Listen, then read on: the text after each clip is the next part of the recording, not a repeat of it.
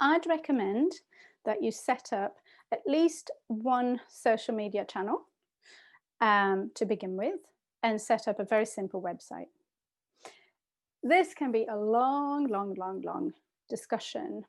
And the social media channels, they all have the pros and cons, like which one shall I choose?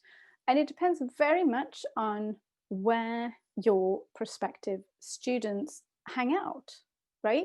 Because if you need to reach teenagers, then TikTok is probably better than Facebook. But if you're looking to attract 30 plus, then Facebook for sure, definitely. Instagram is pretty good for a wide reach, as long as you utilize the hashtags properly to reach more feeds. Do not forget to use hashtags when you're hanging out and posting things on Instagram. Also, don't overlook your own profile if you have them on these platforms. You can start post there. You can post there without setting up separate profiles for your business. And actually, family and friends are more likely to give you a thumbs up, to like it, to share it, to comment. And that's always good for the algorithms. So don't miss out on that one. Same with LinkedIn as well. Don't miss out on your own profiles. You should also start hanging out on social media in your capacity of your business, your language teacher. And you can do this on Instagram or Facebook. You can do it whatever you want, but Instagram or Facebook are just such big platforms that they are quite effective. Facebook might be easier to start with because then you can join Facebook groups within the area that you teach. As I'm sure you know, there are groups on Facebook about almost everything. So many people are there already. So you can find a group in your niche where you teach and see if you can find your ideal student there. Now, your job in these types of groups, if you go down this route, is to provide value in the comments. Explain, share useful tips, ask questions. Do not post any promotion or try and sell anything at this stage. If you start posting about something that you offer straight away as you come into a group, you will come across as spammy and rude. And the admin of the group may even block you. So don't do that. You need to serve before you start to sell. Okay? And when you post questions or comments, just keep the language clear, friendly, helpful. And if you make connections, or if people ask you follow-up questions, you could offer sending them a private message. Again, don't hard sell here. You could send them a link to a really useful blog post on your website maybe, or somewhere else where they can see what you do. Or just share something that they'll find helpful. Just point them in that direction, but without selling.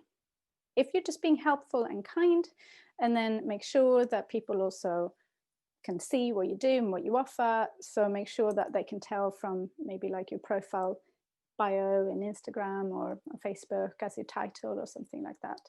And that's great. And as you set up your business, you will start to gain followers and students will start to find you. But there are 2 ways that you can supercharge this process and reach a bigger audience fast, even if you don't even have your own website, and that is guest posting and webinars. Okay, guest posting, what I would say is try and think of someone who might serve the same audience as you, but with a different service or a product.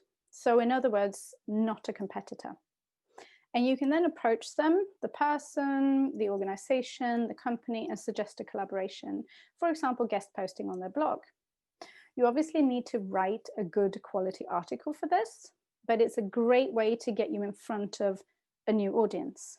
You can probably repurpose something that you've already written as a part of your pillar content, and you should definitely include some kind of free download to this as a bonus, and you can hook it up to your email program so that you can also grow your email list. Webinars, that's another way that you can find new students quickly. You can run a free webinar on a specific topic that you know that many people struggle with. You can focus on one thing that you can help them with so that they can walk away from the webinar with a quick win. You can market your webinar on social media. You can share it with everyone you know, ask them to share and so on. Or if you want to, you could put a little bit of money as a test, perhaps maybe 10, 15 pounds to start off on boosting a post in Facebook or on Instagram or something like that, if you want to. Webinars can be very powerful because you can show off your teaching and build trust, and your prospective students will feel like they're connecting with you. They feel like they're with you. They can see you, they can hear you. It's super powerful. Make sure that you get people's email addresses when they register. It can be a landing page where they can get access to the webinar link once they've registered.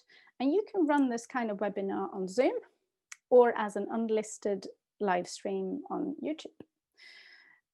Another useful thing to remember is to record the webinar so that you can share it later if you want.